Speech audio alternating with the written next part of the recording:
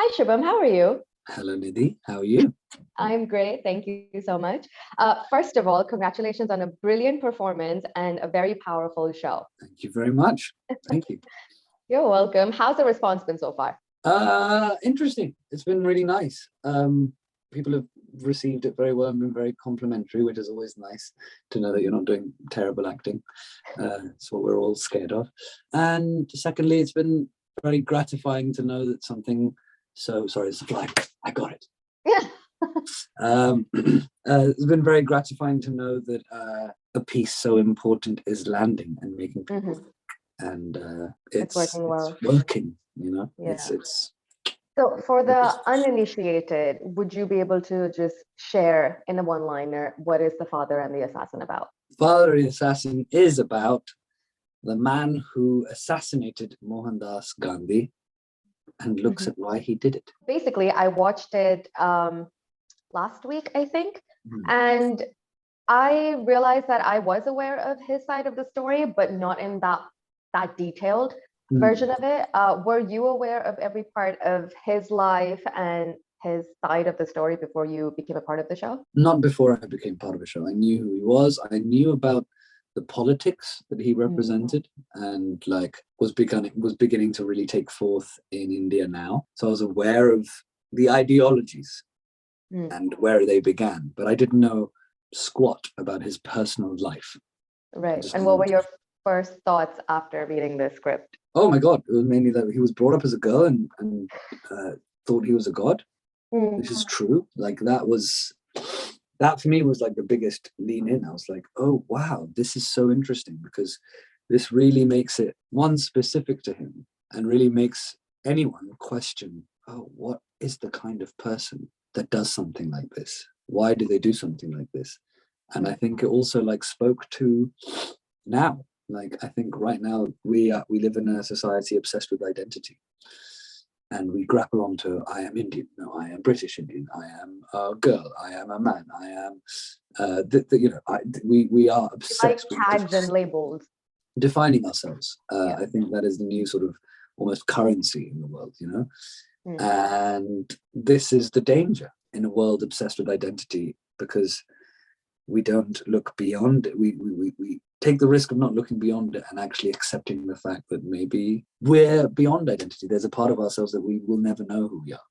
And if we need to know all the time, then it can really do something weird to our brains. No, that's very interesting, because I think I was talking to someone the other day and I was like, today we're just so intolerant of the fact that somebody is confused about the tag or the label or the identity that they represent. And if you don't, they almost get offended. And you can't just be, you know. Yeah, exactly. It's just you can't really say I don't know. That's true. And I think that is maybe scary. Like someone doesn't agree with you or someone doesn't know, we live in a world where people can go, oh God, a Brexit voter, I'm not going to treat you. I'll be honest with you, when I walked out of the theater, I was feeling very conflicted. And I'm going to say something controversial. I've never been a hardcore pro Gandhi, but I'm all up for nonviolence. I'm all up for some of the philosophies that he did put forth. And I felt conflicted because I'm all up for undivided India, but not the way Godse envisioned it. So I was feeling very conflicted. And it was almost like I kept questioning my own ideologies. And the reason why I bring that up is we were all like the audience member and stuff. We kind of started chatting and stuff. And while leaving the theater, I ran into a lady who was like, oh, did you just watch the show? And I was like, yeah, how'd you like it? She was feeling a little bit uncomfortable because, you know, everyone deserved a standing ovation for the performances and the brilliant and the powerful show that it was. And she was feeling so uncomfortable because she's like, I understand that we were applauding the performances and the actors, but somehow she was feeling like we're applauding the ideologies as well. So she's like, I understand. She's like, the logical side of my brain understands what we were applauding, but the other emotional aspect of me was feeling very uncomfortable that why are we all standing up and clapping for something that we've just seen, which is so violent, if I can say that. Have you received have you had any encounters like that where people have come up with such a feedback? That's really interesting. I think that means the play and what we all set out to do is really working. The idea is to make people feel conflicted, to question their beliefs, to question their ideologies. The intention of the play is definitely not to make a pro-Godse play or make a pro-violence play. I don't think the purpose of theatre and storytelling is to just represent or even just say things that we all agree with, because that's more of that you go to a political rally for that, you know what I mean? Like, our purpose is to tell a story which challenges and makes us question our own beliefs and either reaffirm them or be shifted in some way. And like that's really nice for me to hear, because that the purpose of the play is to change the world, and that is literally one person at a time going, whoa, what do I believe? I think she should rest easy in that no one is going, yes, he was right to do what he did.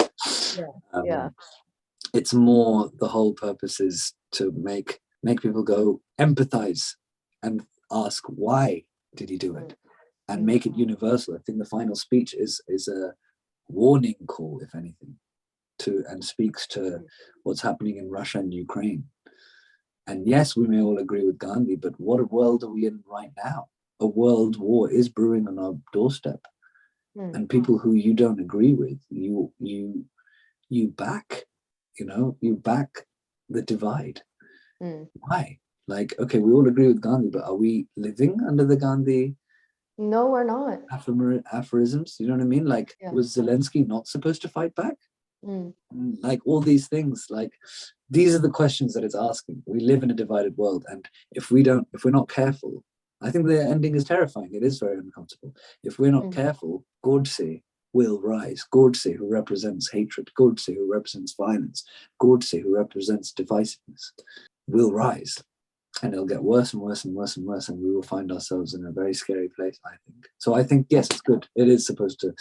I think that's where we are, though. I mean, it is a very scary world, and it is being more violent, more intolerant as we speak, unfortunately.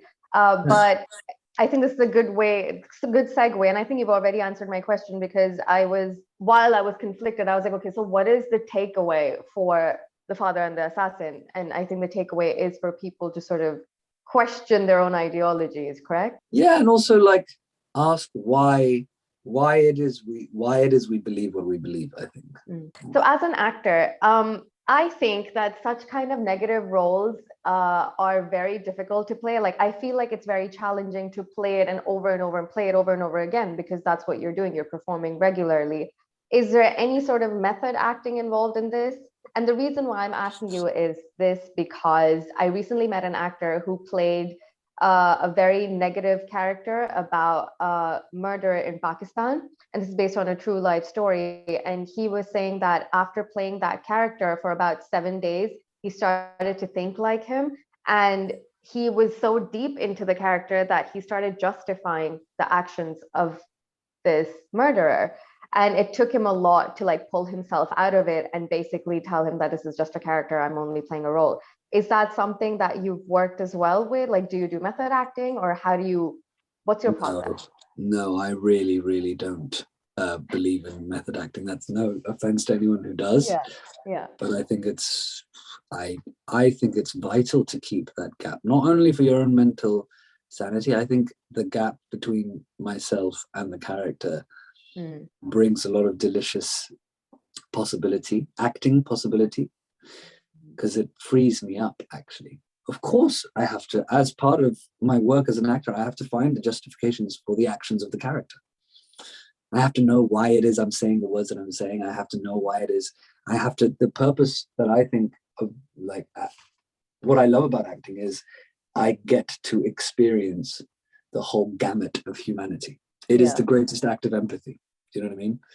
I get to understand and feel for and empathize with a murderer. I get to, that is the grit. Like, and for me, that's the act of love. You have to. Doesn't mean you agree with it. Doesn't mean you back it. Doesn't mean you support it. Doesn't mean you are it. You're just tasting all flavors of humanity, I think. And I think that's fun and playful. And what was the most challenging part of playing this character, or just being in the show in general? I think it was all a lot of hard work that required a lot of energy. But for me, it was all worth it because the idea is very important.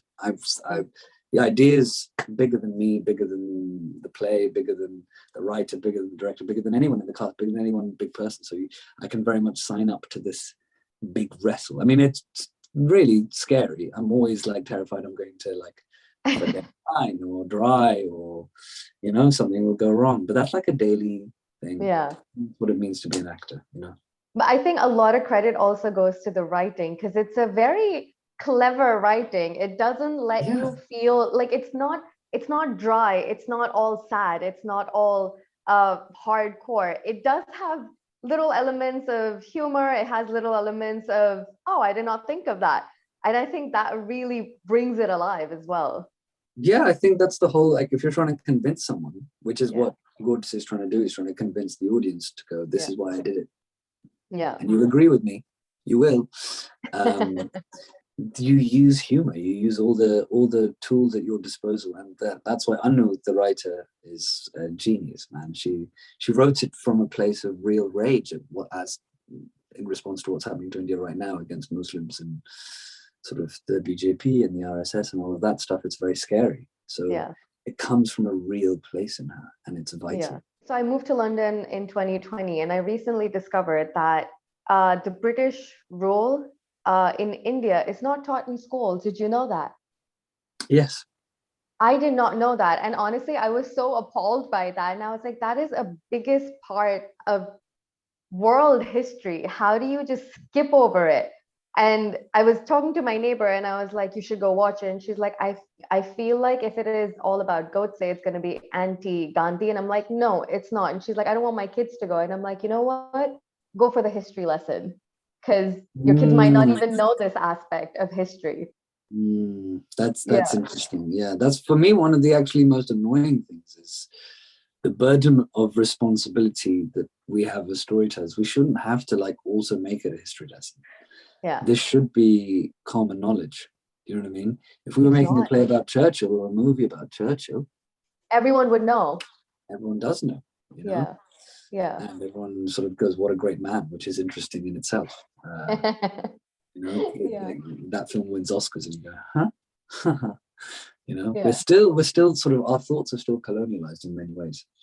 Our culture still is. So this is just one step. Are there any plans of converting this into maybe a motion picture? Not yet. Not that I've heard of. We'll put it out in the universe. I don't think it will work as a motion picture. I think You don't think so? It's very specifically a piece of theatre. Yeah, it's political theatre. It's very much tailor-made to this space, to this film. Interesting. Well, on that note, just congratulations once again, because I really, really enjoyed it. And it was thought-provoking, which is something that I haven't seen in a very long time. And it kind of brought back memories of me sitting in my history classes and learning about Indian history. So thank you and the entire team for that. And I will be coming again with my family because they didn't get to see it. Yes, I came for the media day, so they couldn't come. But I will come again and I will see you again for sure.